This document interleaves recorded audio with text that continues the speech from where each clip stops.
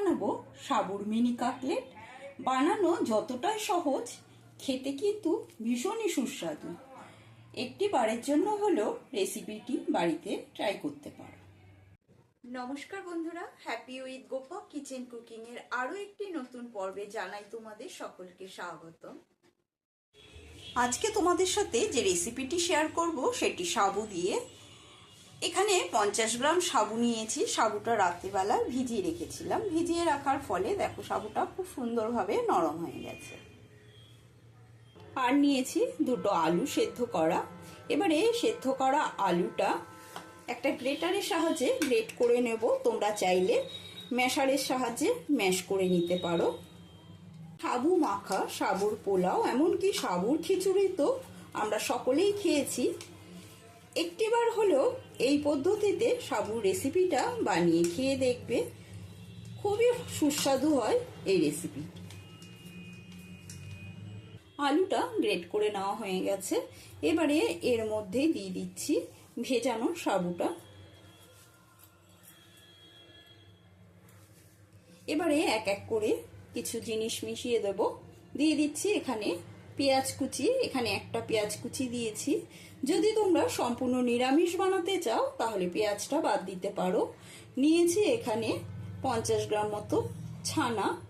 তোমরা ছানার পরিবর্তে পনির দিতে পারো গ্রেট করে। দিয়ে দেব এর মধ্যে কিছুটা বাদাম, চীনা বাদাম গুঁড়ো করে নিয়েছি। চীনা বাদামের গুঁড়োটা দিয়ে দিচ্ছি।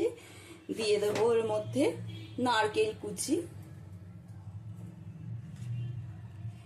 দেব খানিকটা ধনে পাতা কুচি, আদা কুচি, লঙ্কা কুচি। ঝালটা নিজেদের পরিমাণ বুঝে ব্যবহার করবে। আর দিচ্ছি গোলমরিচের গুঁড়ো। সমস্ত উপকরণ দিয়ে একবার ভালো করে মেখে নেব। দিয়ে দেব স্বাদ অনুসারে লবণ। আর দিচ্ছি কিছুটা সাদা তিল। এই সাদা তিলটা দিলে খেতে আরো বেশি ভালো লাগে। তোমাদের পছন্দ না হলে না দিলেও চলবে। বাইন্ডিং এর জন্য দিয়ে দিচ্ছি 2 চামচ চালের গুঁড়ো। আর দিয়ে দিচ্ছি সামান্য ময়দা। সমস্ত উপকরণ দিয়ে ভালো করে মেখে নেব। সমস্ত উপকরণ দিয়ে ভালো করে মেখে নেওয়া হয়ে গেছে। জল দেওয়ার প্রয়োজন হয়নি। এবারে হাতটা একটু ধুয়ে নেব। হাতটা ভালো করে ধুয়ে নিয়েছি। এবারে হাতের মধ্যে ভালো করে একটু তেল মাখিয়ে নিলাম। এবারে এই মাখার থেকে কিছুটা করে মাখা নেব। মাখাটা নিয়ে প্রথমে এরকম গোল শেপ দেব। গোল শেপ দেওয়ার পরে হাতের তালুতে একটু চেপে নেব। তোমরা তোমাদের পছন্দ মতন শেপে বানাতে পারো। আমি একটু চৌকো শেপ করে বানাচ্ছি।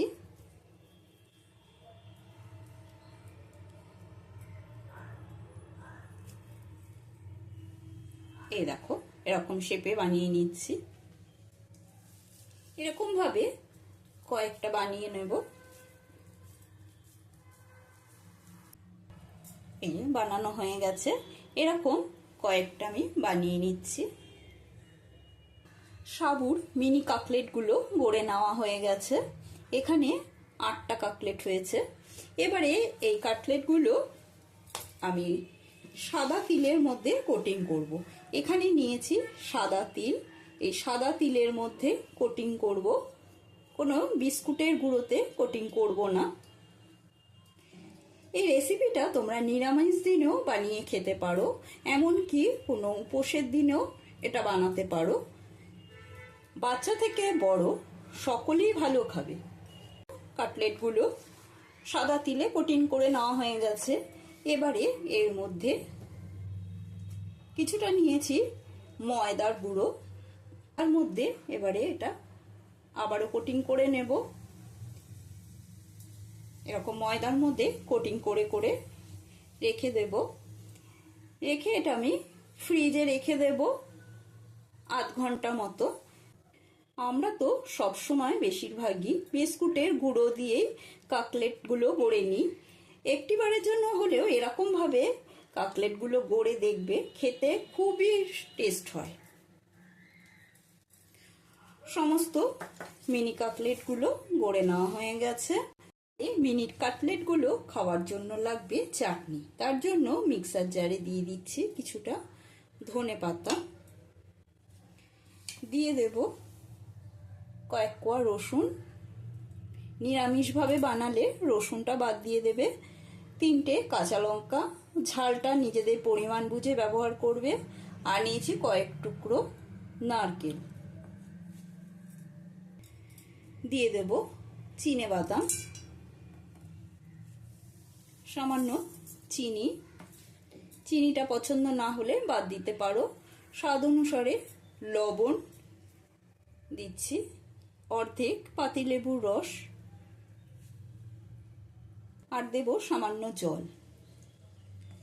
সমস্ত কিছু দিয়ে এটা পেস্ট বানিয়ে নেব। হয়ে গেছে চাটনি। এবারে একটা বাটির মধ্যে নামিয়ে নিচ্ছি। এই চাটনিটা খেতে কিন্তু ভীষণই ভালো লাগে, আমার ভীষণই পছন্দের এই চাটনি।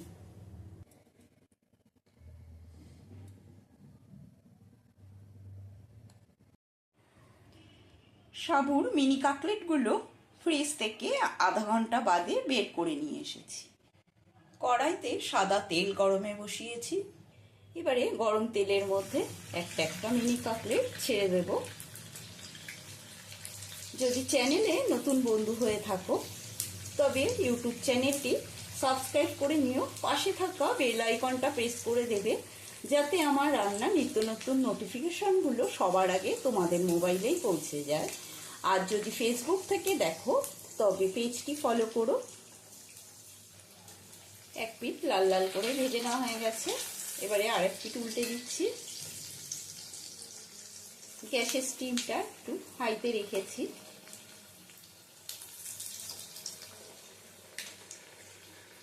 লাল লাল করে ভেজে নিয়েছি। এবারে একটা একটা করে তুলে নিচ্ছি।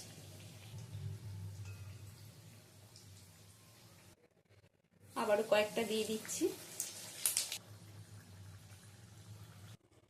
সাবুর মিনি কাটলেট কমপ্লিট। রেসিপিটা নিশ্চয়ই তোমাদের ভালো লেগেছে।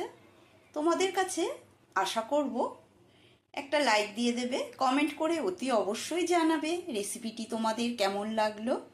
বাড়িতে বড় থেকে বাচ্চা সকলের জন্যই বানিয়ে খাবে।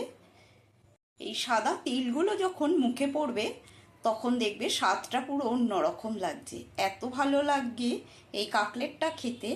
আজকের মতন এই পর্যন্ত। আবারও নতুন কোনো রেসিপি নিয়ে হাজির হব। সুস্থ থাকবে, ভালো থাকবে, ধন্যবাদ। এবার একটু খেয়ে দেখছি।